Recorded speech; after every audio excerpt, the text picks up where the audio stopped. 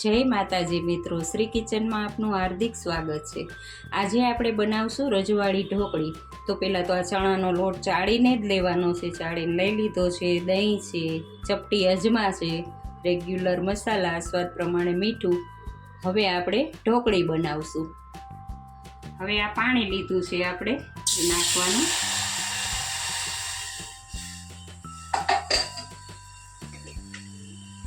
પછી સ્વાદ પ્રમાણે મીઠું લેવાનું। મીઠું થોડું લેવાનું, હજી તો શાક વઘારશું ત્યારે પણ નાખવાનું છે।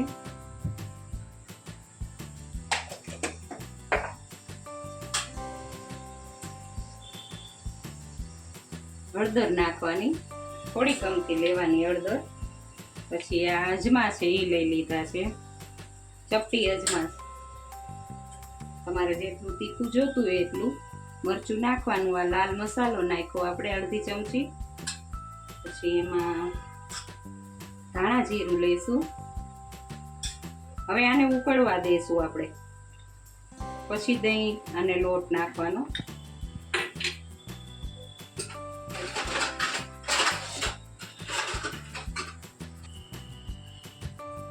હવે જો આ આપણું પાણી ઉકળી ગયું છે તો એમાં થોડું કમથું તેલ નાખશું।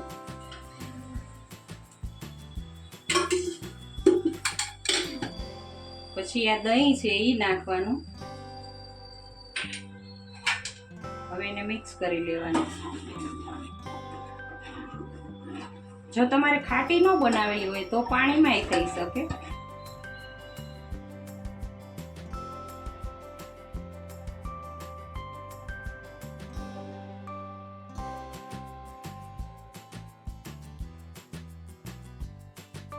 થોડુંક ઉકળે પછી લોટ નાખશું। હવે ગેસ ધીમો કરી પછી હવે લોટ નાખતા જાશું ને હલાવતા જાશું।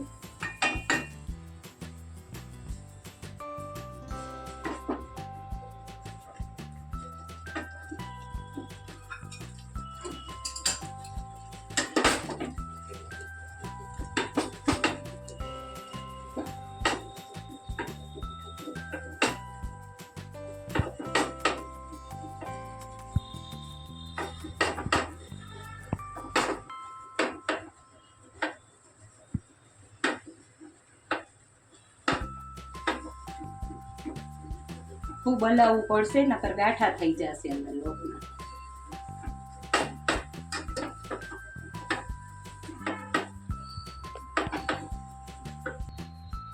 હવે આ ગેસ બંધ કરી દીધો છે ને આપણે આને ઉતારી લેશું ને ઢોકળી બનાવશું।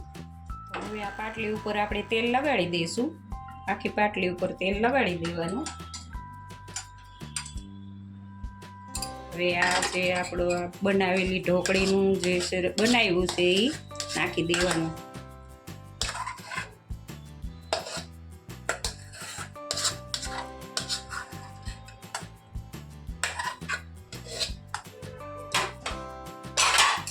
લગાડી લો।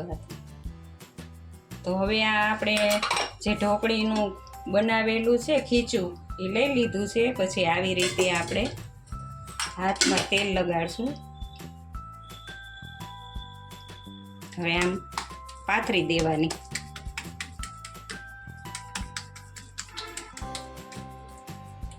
થોડીક ગરમ તો લાગશે પણ ગરમ જ કરવાની છે।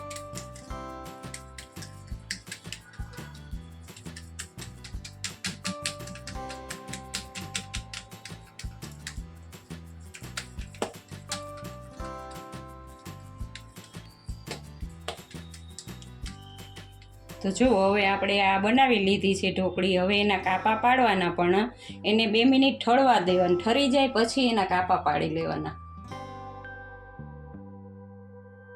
જો હવે આ ઠરી ગઈ છે આપણી ઢોકળી। હવે આપણે એને ઢોકળી બનાવશું। નાના નાના પીસ બનાવવાના છે, ઠરવા દેવાની, નહીં તો નહીં થાય। લોટ ચારીને જ લેવાનો।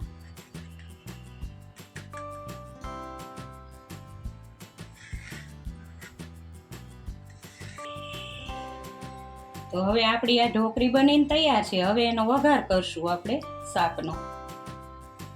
હવે આપણું તેલ આવી ગયું છે તો એક ચપટી મેથી લેવાની।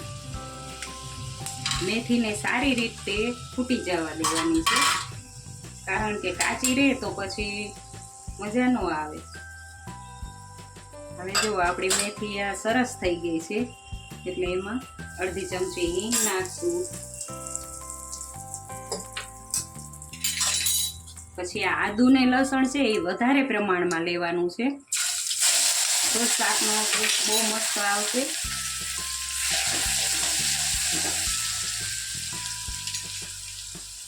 પછી આ હળદર, મીઠું અને લસણવાળી ચટણી એ આવી રીતે નાખી દેવાની. પછી એને મિક્સ કરી લેવાનું.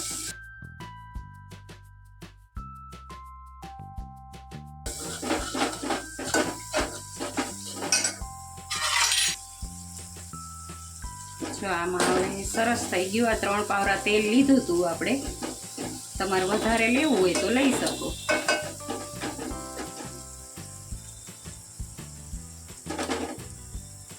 થોડીક વાર એને મસાલાને ચડવા દેવાનું. આમાં ગરમ મસાલો ન ખાય, જો તમને ભાવે તો નાખવાનો.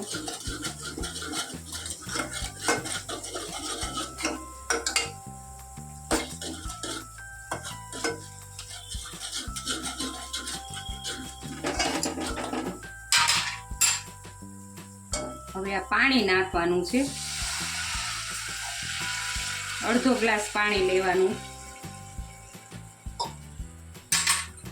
હવે એને ઢાંકી દઈશું, સારી રીતે ઉકળે પછી ઢોકળી નાખશું.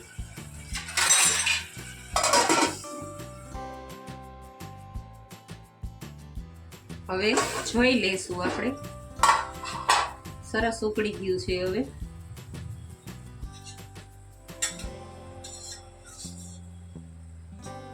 તો એક નાનો ચમચો દહીં લેવાનું છે, એને નાખવાનું. દહીં નાખી અને થોડુંક જ મિક્સ કરી લેવાનું દહીંને.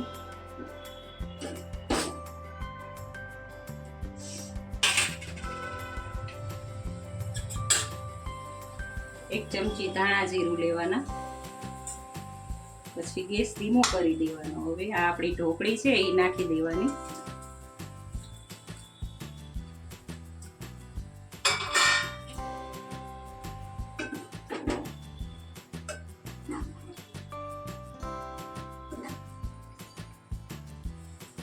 હવે આને 1 મિનિટ સુધી ઉકળવા દેવાનું છે.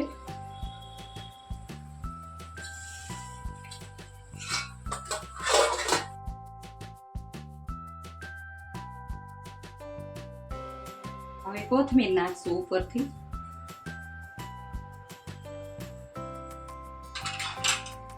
તો જો હવે આપણી આ રજવાડી ઢોકળીનું શાક બનીને તૈયાર છે. જો તમને આ મારો વિડીયો ગમ્યો હોય તો લાઈક, શેર ને સબસ્ક્રાઈબ કરવાનું ભૂલતા નહીં.